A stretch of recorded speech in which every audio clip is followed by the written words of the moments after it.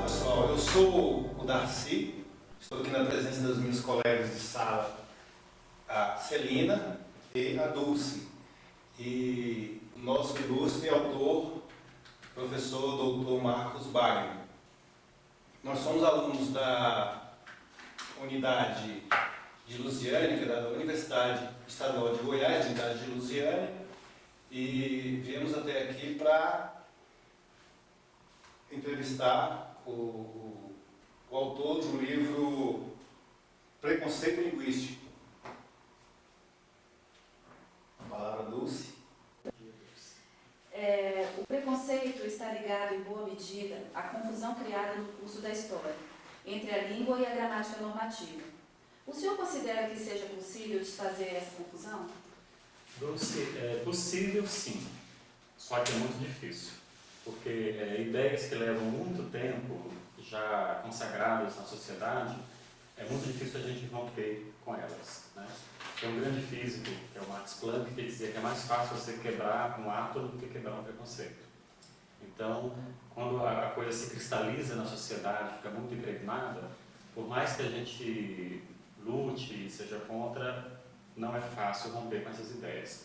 Mas, felizmente, ao longo dos últimos anos, principalmente dos últimos 50 anos, com a criação dessa disciplina chamada sociolinguística, as pessoas começaram a perceber que nós precisamos olhar para a língua com outros olhos, não considerar a língua uma coisa pronta, acabada, mas alguma coisa que está sempre viva e dinâmica com a própria sociedade.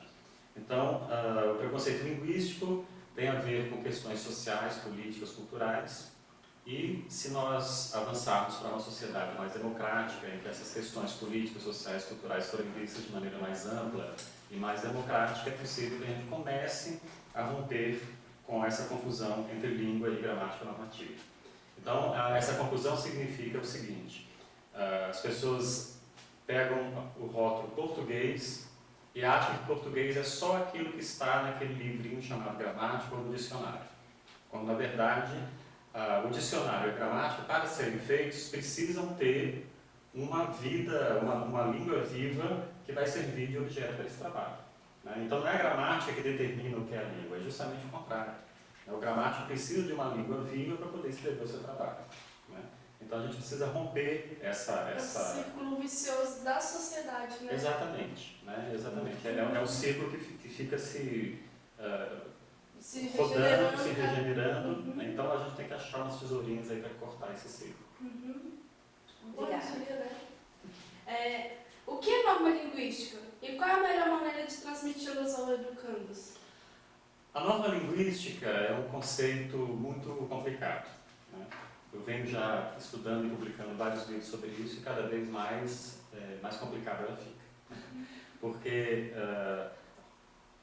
uma sociedade é composta de normas, né? Então nós temos normas sociais, né? Como se vestir, como falar em público, como se comportar, quais são as expectativas que a sociedade espera nos relacionamentos amorosos, sexuais, o tratamento com as crianças. Então nós temos uma série de normas sociais que são normas que não são escritas, né? São normas consensuais que surgiram. A aparência, né? Conta muito. Isso, coisas que surgem da própria dinâmica social. A norma linguística é diferente porque ela é institucionalizada. Então, quando uma sociedade estabelece que uma determinada língua vai ser a língua oficial, essa língua precisa ser institucionalizada. Como é que se faz isso? Criando gramáticas para dizer quais são toda língua tem muitas regras diferentes. Então, algumas dessas vão ser selecionadas e outras vão ser descartadas, né? Então, por meio das gramáticas, dos dicionários, do próprio sistema educacional, é que surge essa norma linguística. Só que, como tudo que existe na sociedade, ela não é eterna e imutável, né? Então, se a gente pensa, por exemplo, nas normas sobre o casamento nos últimos 100 anos, tudo mudou muito, né? Antigamente só se podia casar e o casamento era para sempre, era indissolúvel, ele veio de escrito, ele veio de divórcio. Hoje em dia ninguém precisa mais ser casado, né? Uma vez que seja comprovada a relação, a lei admite como casamento. É bem provável que daqui a pouco a gente admita o casamento entre pessoas do mesmo sexo. Então tem muitos avanços aí. Mas só criando leis para que quebre esse tabu, né? Mas essas leis vêm do movimento comportamento social. Né? Então, quando uma coisa se torna um hábito já bastante impregnado na sociedade, isso sobe e se transforma em lei, é normatizado. Né? Então, a norma linguística vem daí. Mas, justamente por isso, por ela não ser uma coisa estanque e imutável, ela também precisa ser mudada ao longo do tempo. Então, a norma linguística, que ainda vigora no imaginário dos brasileiros, é uma norma linguística muito ultrapassada. Né? É dos escritores portugueses do século XIX. Então, nós estamos no Brasil, no século XXI, ainda acreditando que o certo e o errado é aquela listinha que vem em obras que descrevem esse português muito antiquado. Então, nós temos que tentar conhecer melhor o português brasileiro, e é por isso que eu escrevi esse livrinho aqui, né, de 1056 páginas, justamente para tentar mostrar para as pessoas como é o português brasileiro de hoje. Que é isso que a gente tem que ensinar para as pessoas. Se não ficar ensinando mesóclise que ninguém usa, né? Ninguém usa mesóclise, então acabar com essa perda de tempo e se concentrar português atualizado, naquilo que é realmente português brasileiro contemporâneo. O que se usa muito, né? Bom, nós temos 2 participantes a menos, então a gente vai ter um tempinho a mais para conversar com o professor. O senhor falou na questão aí de tempos em tempos a gramática, a norma deveria ser revista para se adaptar às realidades sociais. Sim. Né? Que tempo em tempo é esse? Qual é essa medida que o senhor acha? Seria uma coisa bienal ou algo que isso se mede em tempo? Como é que o senhor... A questão das normas sociais e, portanto, da norma linguística também, é uma questão muito vinculada ao próprio tipo de sociedade. Então, se você tem uma sociedade mais democrática, em que as coisas circulam com mais facilidade, que as transformações são aceitas de maneira mais tranquila, isso acontece depressa. Então, por exemplo, nos países de língua inglesa, que nunca tiveram academia de letras, né, infelizmente, então, nos países de língua inglesa, quando alguma forma linguística começa a ser usada, e todo mundo já está usando, os escritores, os jornalistas, etc., imediatamente ela já é reconhecida. Então, os dicionários de língua inglesa, as gramáticas, rapidamente incorporam essas novidades no seu trabalho. Né? Nos países de línguas neolatinas, como Brasil, França, né, esses países são mais conservadores nessa questão das mudanças linguísticas. Então, as inovações demoram a chegar. Né?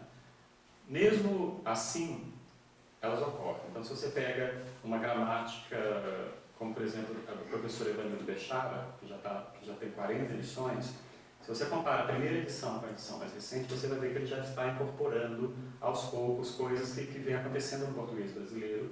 Né? Mesmo que ele não diga assim, agora já pode, pelo menos ele já registra, põe lá em notinha de pé de página. Né? Então, é um processo mais lento, no caso do Brasil, mas acontece também. Né? Porque, como a língua é uma parte muito importante da nossa vida social, não dá para a coisa ficar parada. Né? A pressão dos usuários da língua é muito forte. É tão forte que mesmo as pessoas mais conservadoras, que estão assim lá no topo, né, fingindo que o mundo não existe, né, com uma ideia de língua muito estratosférica, mesmo ali, essa pressão do uso da língua chega e a pessoa se vê obrigada a incorporar essas novidades. É isso, então é uma coisa que acontece não com uma margem de tempo definido, mas progressivamente. Sim, exatamente. Dulce, pode passar para a terceira. Quais as atitudes que os professores, de um modo geral, devem tomar para romper com o ciclo vicioso do preconceito linguístico, superando assim a crise existente no ensino da língua portuguesa?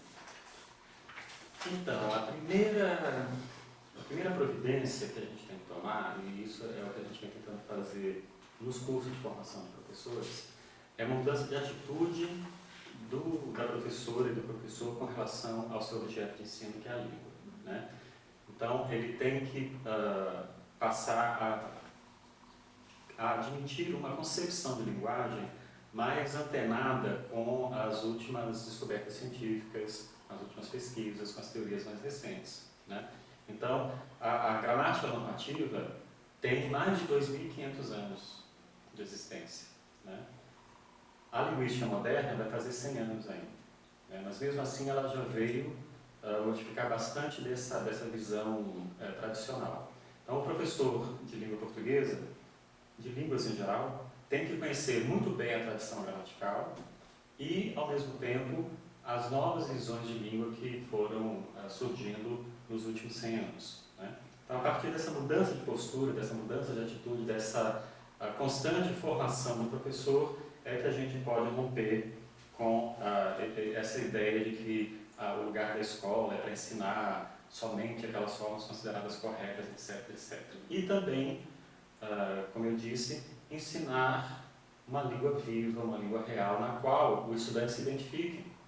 Porque esse é o problema. Como eles comunicam, né? A gente chega na escola falando a língua e, de repente, os livros, o professor vai dizer que nada daquilo existe, aquilo não presta, aquilo não é português, e que você tem que aprender aquela língua assim, bem mítica, que mora lá no planeta Júpiter. Fora da realidade. Fora da realidade. Então, a proposta que a educação linguística moderna faz é justamente essa, é tentar trazer para a sala de aula a língua viva, a realidade. Então, trabalhar com jornal, com revista, com internet, com novela de televisão, com aquilo que é a vida da língua, o dia a dia da língua, exatamente, né? Claro que tem um lugar muito importante para a literatura, mas não daquela maneira que ficava assim, como se a literatura fosse uma coisa acima do bem e do mal, né? E só lendo textos muito antigos em que a linguagem já está muito afastada dos dias de hoje, né? Então, nós temos que conquistar o aluno para que ele goste de estudar a língua a partir da língua que ele fala. Essa que é a grande mudança que a gente precisa fazer. Celina? O que criou o abismo entre o conceito sociolinguístico de uma norma e a noção preconceituosa da língua culta? Esse abismo é criado pela própria estrutura social, né? Como a nossa sociedade é estratificada, tem classes sociais, né? Então também a língua vai ser colocada nessa escala, né? Então nós sabemos que toda língua, na verdade, é um conjunto de sublínguas, por assim dizer, né? A gente chama isso de variedades linguísticas. Então o português brasileiro é uma língua que é falada no nosso país enorme. E tem também o português de Portugal, E né? tem o português de Portugal, que é outra língua, né? Mas não Só faz parte do Brasil. abrir um parêntese, eu vou fazer uma observação e gostaria de ouvir a sua opinião a respeito do que o senhor falou, do nosso português e o português de Portugal. Eu observo que o nosso português, ele tem dentro, até no Nordeste isso acontece muito, dentro dele a influência de línguas inglesas, línguas espanhol, muito usado no nosso vocabulário aqui. Elas entraram no tempo da colonização e foram mudando com o tempo, tomaram um outro corpo, tem a mesma entonação, mas se a gente pesquisar aquela palavra, vai ver que ela saiu e é quase irmã gêmea de uma palavra ou inglesa ou espanhola. Isso é uma coisa que procede? Olha, não existe nenhuma língua no mundo que não tenha recebido influência de outras, né? Só se você descobrir um povo muito isolado, lá no meio do mato, que há 500 anos não entra em contato com ninguém. E no caso da nossa, isso é forte?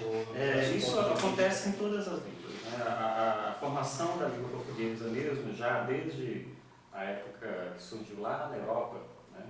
200 anos antes de Cristo, quando os romanos chegaram em Portugal, já existia uma população que falava sua língua. Então essa população passou a falar latim ao seu modo. Depois vieram os árabes, depois vieram os povos germânicos, aí os portugueses conquistaram vários povos no mundo, né? Trouxeram milhões de escravos africanos para o Brasil, as línguas africanas influenciaram muito o português brasileiro, né?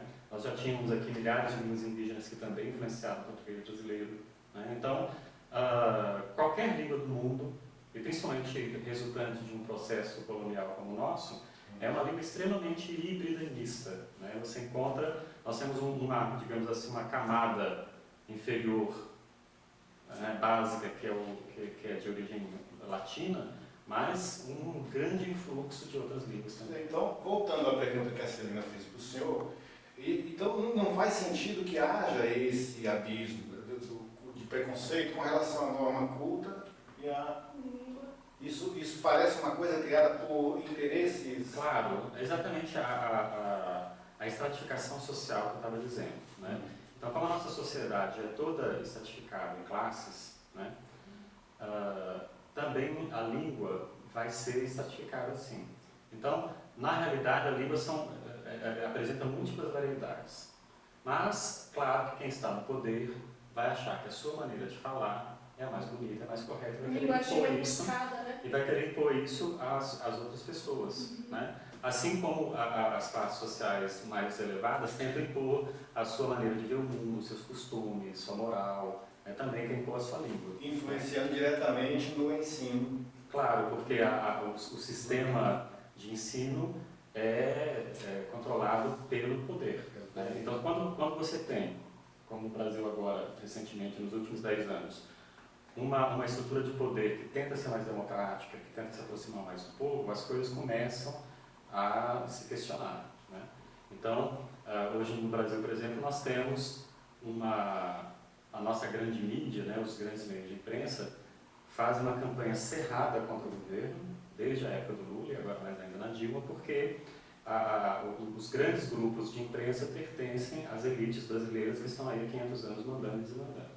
Então, qualquer coisa que venha romper com esse predomínio dessa elite tradicional é imediatamente combatido. Então, a Universidade de Brasília criou um sistema de cotas para negros, né? Aí vem um partido extremamente conservador e questiona isso junto ao Supremo Tribunal Federal. Bom, professor, o senhor titulou o terceiro capítulo do livro Preconceito Linguístico com a palavra de desconstrução, né? Eu dei uma olhada aqui no dicionário, a diferença entre desconstruir e destruir, e vi que dependendo do contexto que o senhor colocar, a posição ali dentro daquele artigo, ele tem uma diferença, não chega a ser um sinônimo um do outro. Não. Né? Exato. Apesar de em desconstruir ter a palavra destruir na sua definição, destruir não tem desconstruir, né? O que dá uma diferença sutil nisso aí, coisa da nossa língua, né? O senhor escolheu esta palavra porque o senhor acredita o senhor considera que o preconceito não é de todo maléfico, que ele tem alguma coisa de positivo para se aproveitar para o bem da nossa gramática? E ainda dentro dessa mesma pergunta aí, do seu ponto de vista, essa unificação ortográfica, existe alguma coisa mais de político do que de benéfico para a questão linguística? Bom, nós temos aí duas perguntas, né? Duas perguntas. Aliás, umas três também. É. Eu usei a palavra desconstrução porque é uma palavra que vem sendo muito empregada nos estudos filosóficos, sociológicos e antropológicos hoje em dia, né? Porque destruir é você chegar e jogar uma bomba e arrasar a língua. Desconstruir é você ir tirando pedra por pedra para ver o que tem ali, deixar o terreno livre para construir uma coisa nova em volta. Talvez aproveitando o próprio material. Exatamente, né? Então você pode reciclar aquilo ali de uma maneira mais interessante, mais agradável, né? Você pode pegar uma casa que não é, digamos assim, muito correta ecologicamente, desconstruir essa casa e refazê-la todinha com o mesmo material para aproveitar melhor alguns desconstruir dá a entender que vai ser construído de novo. A ideia é que desconstruir é para construir de novo, né? Não é destruir e arrasar tudo, né? Então, o que fala-se muito na filosofia, né? Tem todo um aparato filosófico sobre a desconstrução. Então, a ideia era essa, né? Se há alguma coisa de positivo no preconceito linguístico, a resposta é claro que é não. Preconceito não tem nada de bom em lugar nenhum, né? É sempre uma coisa negativa, né? O preconceito, pela própria definição, ele é um pré-conceito. Então, antes de você chegar e conhecer a coisa, você já tem uma prevenção, uma coisa prévia contra ele, né? Então, se você é machista e vai ter que ser obrigado a fazer algum trabalho com uma mulher, você já vai com as suas ideias machistas. Você nem conhece a mulher, não sabe se ela é inteligente, se ela é burra, se ela é bonita, se ela é feia, mas você já sabe. É mulher, já tem todo isso. Tipo, eu asso a carne e eu lavo o espelho. Mas ela vai para o churrasco, eu vou assar a carne, mas você lava o espelho. Então, não há nada de interessante. Justamente o preconceito linguístico tem que ser desconstruído, né, para que a gente possa ver com que material que ele é feito. Né? Então, não tem jeito. Agora, a questão da ortografia aí já é um assunto completamente diferente de outra área, né? Antes de mais nada, nós precisamos ter sempre em mente que se trata de uma unificação ortográfica, né? As pessoas costumavam perguntar assim, como vai ficar a unificação da língua? Não tem como unificar a língua, né? O que vai se unificar é simplesmente a maneira de escrever essa língua. Todo mundo vai continuar falando da mesma maneira. Os portugueses não vão falar feito nós não vamos falar como os portugueses, os gaúchos não vão falar como os nordestinos. Então, a coisa continua exatamente como é na realidade da língua. O que vai mudar é a maneira de escrever a língua. Para atender a parte burocrática. Essa unificação é interessante porque o português das grandes línguas do mundo é a única que tinha até agora há pouco 2 ortografias. Então isso criava uma série de problemas. Por exemplo, os organismos internacionais, como a ONU, quando iam publicar algum texto, tinham que publicar na versão brasileira e na versão portuguesa. Com a unificação ortográfica, isso acaba, né? Então, vai poder haver uma circulação maior do que é impresso em português em todos os países, e principalmente, né, é uma questão política muito importante para o Brasil. Porque quem manda na língua portuguesa hoje no mundo é o Brasil, claro, né? Portugal é um país pequeno, que agora está com uma crise econômica terrível, os portugueses estão no fundo do poço, é uma população pequena, então só na cidade de São Paulo tem mais falantes de português do que na Europa toda. Então quem manda no português é o Brasil. Ainda mais agora que o Brasil é um país que está se destacando, é a quinta economia do mundo, etc, etc. Né? Então, com essa reforma ortográfica, do ponto de vista da política linguística, é muito importante para o Brasil. Né? Porque os portugueses, inclusive, estão reclamando muito disso. Estão brasileirando a língua. Mas tem que brasileirar mesmo, porque quem manda na língua somos nós. Eles que se Os submetam. brasileiros têm domínio na língua, né? Eles que se submetam. Né? Claro. O que a gente pode fazer? Eles já foram os donos da língua, não são mais. Né? Então, só porque a língua tem que se chamar português, a gente tem que ficar imaginando que o melhor que se fala é lá, é eles que sabem tudo da língua. Mas não. Né? Nós somos 200 e tantos milhões, então nós temos muito mais direito a legislar e a trabalhar com a língua do que eles. Né? Por mais que eles se revoltem com isso. Certo. Então, nós entrevistamos o Marcos Wagner, que é doutor em Filologia e Língua Portuguesa pela USP, professor do Instituto de Letras aqui da UNB, linguista, tradutor, poeta e escritor. Ele já tem mais de 20 livros publicados. Né? 30, descobri outro dia. Mais de 30, né? Pois é, essa informação estava no outro livro lá, mas eu pensei que fosse isso mesmo, mais de 30 livros, né? Eu quero agradecer pela sua enorme gentileza, o senhor contribuiu muito para enriquecer nosso trabalho. E as meninas querem falar alguma coisa para a gente encerrar? Não, nós só gostaríamos mesmo de agradecer. Agradecer mesmo, assim, porque é um privilégio da gente estar aqui entrevistando o autor do livro, né? E aproveitar também para dizer que essa gramática, o senhor fez uma ferramenta muito importante para essa nova geração de professores que está vindo aí. Espero que sim. Ela vai mostrar um outro prisma em relação à nossa gramática brasileira. É o que eu espero. Eu agradeço e desejo muito boa sorte para vocês e mando um abraço para o professor Leonardo. Obrigado.